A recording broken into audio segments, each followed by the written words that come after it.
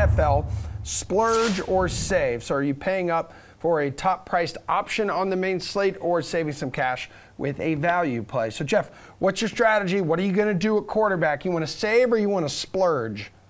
I guess this is more of a saving option. I mean, we're not going like to the bottom of the barrel. Like, Pierce would probably be rostering a third string quarterback for this year for 4K, but we're going to go sensible 6K with Matt Ryan here. Again, we love attacking this game. I mean, it's got a 54.5 point total.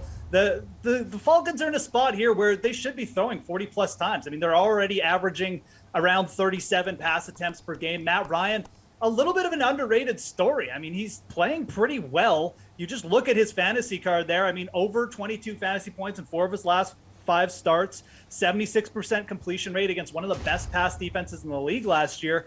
This Kyle Pitts thing's starting to work out. They're spreading the ball around. And I think the biggest thing is just using Cordarrelle Patterson like the weapon that he is. So I think it's a great game environment for Matt Ryan. I think that you're going to get lower ownership on him than Dak Prescott. And I think there's a better chance you see 40 plus pass attempts from him in a game where there just could be so much garbage time or just like crazy prevent defenses that I think Ryan's going to get there. And I really like pairing him with Cordarrelle as well. He's gone under 16 fantasy points just twice this year and has the Cowboys, who are giving up over 20 fantasy points to quarterbacks this season. Geoff Ulrich, you might be onto something. Matt, what are you going to do at quarterback?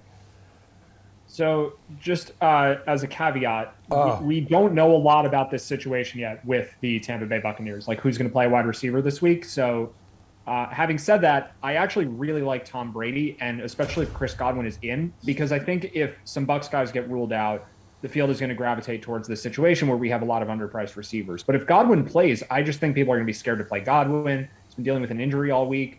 No one's heard Brady's name in a while. I feel like he hasn't played in a few months, but it's only been 1 week. But I think that this is a little more expensive than people are going to want to pay. I think a lot of other quarterbacks are going to be a lot more popular. So paying up for Brady, I think, is a pretty contrarian move. And at least in the last couple of years, anytime Tom Brady is an unpopular pick, I think that that's really worth taking a look at.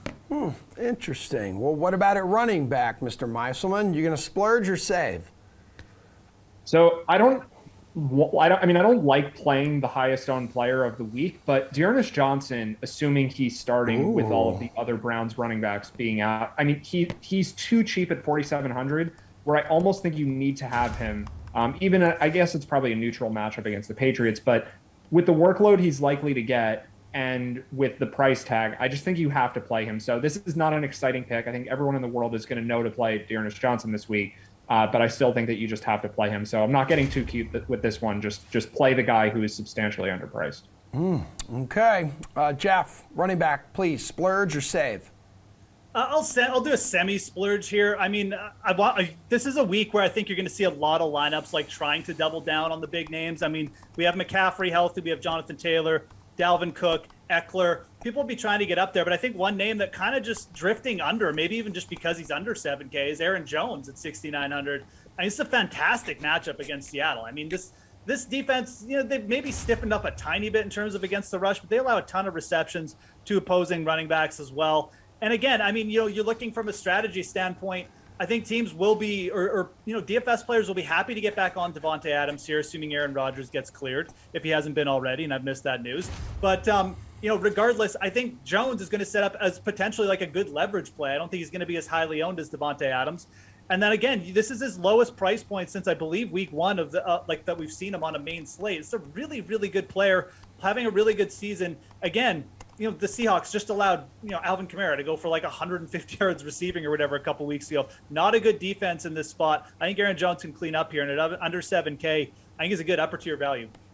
Okay, then at wide receiver, is there someone you're going to save on you also believe could bring some value to the table, or you're just saying, screw it, man, I'm going to splurge all over this guy? No, screw it. Let's just keep splurging. I mean, let's loosen the purse strings here. I can't talk. It's my 5th segment. CeeDee Lamb at 7K is where we want to go.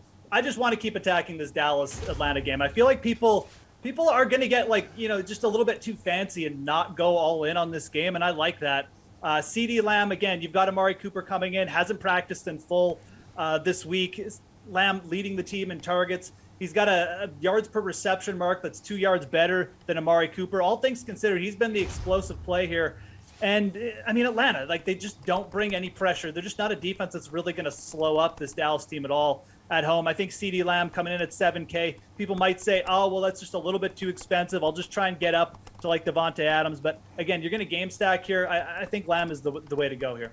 What's the way to go at wide receiver, Matty? So I'll give one from each side because I actually agree with the CeeDee Lamb call. And I think Amari Cooper is probably the guy on this team that most people want to play. So I think playing Lamb with Michael Gallup, who saves a lot of salary, Gallup should be back this week.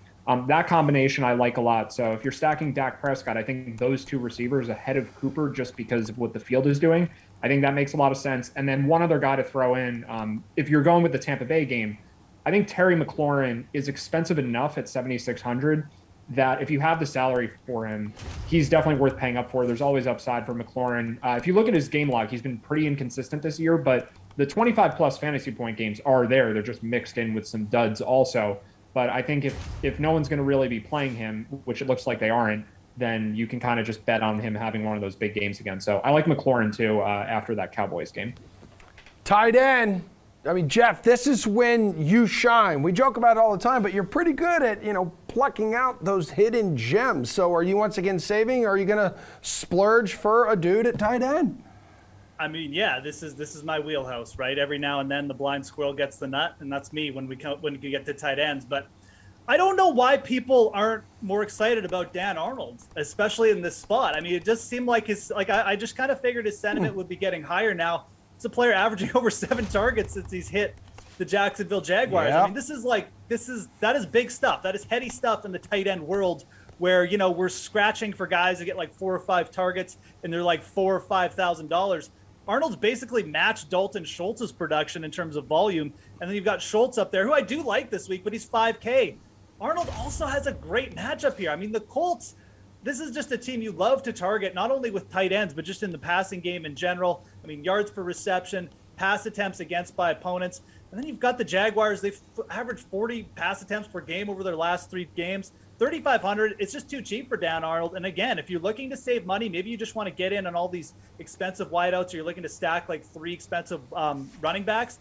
Arnold is the guy who's going to save you quite a bit of money, and I don't think he's going to get up there in sentiment at all because it's Jacksonville. Sorry, Emerson. Yeah, no, it's fine. I think he's still too cheap, and I think he's still underpriced here. Dude, he deserves your attention 1,000%. I do all of this research week in and week out on Jaguars players. He has 17 targets over the last 2 games. He's caught 12 of them, 128 yards, even without a touchdown, everybody. The man is a tight end 4 over the last 2 weeks. It doesn't get any better than that. Maybe a little bit, but not much better. Mac, it's tough to find someone who can match the quality product that Dan Arnold is in the tight end department.